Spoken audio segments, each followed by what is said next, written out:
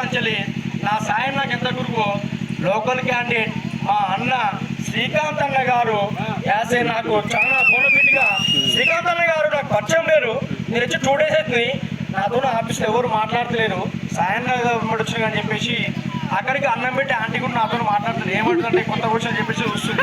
చూసిన 3 days అయిపోయింది, 4 days అయిపోయింది. ఫస్ట్ మామూలు బట్టలు వేసుకొచ్చిన, అమ్మ ఇట్లా కదా అని చెప్పేసి ఐరన్ చేసుకొచ్చిన, అట్లా కాదు షూస్ వేసుకొచ్చిన. అయినా రెస్పెక్ట్ ఎందుకంటే మీరు కోపం కూడా అంటే పక్కన అంటే ఇలాగా నేను చూసి భయపడుతున్నాను నాకు వచ్చింది. కానీ నన్ను ఫస్ట్ ఆఫ్ ఆల్ మందలించిన వ్యక్తి శ్రీకాంత్ అన్న, హై బ్రదర్ అని. శ్రీకాంత్ అని చెప్తున్నా అన్న, నా సక్సెస్ లో నువ్వు సాయన ఉంటారు.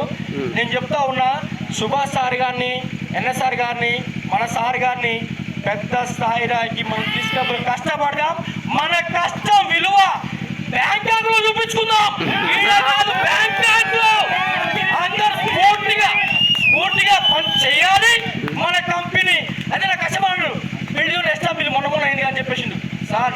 నియతికల్లా మనుషులు ఉన్న కాడ సంవత్సరానికి ప్లాట్ అమ్ముతారు, నియతి లేని మనుషులు 15 రోజులు ప్లాట్ అమ్మలేరు. మీ నియతిగా అని చెప్పేసి కష్టపడుతున్న మోటివేట్ చేసి మాట్లాడినా. నియతి మోస్ట్ ఇంపార్టెంట్.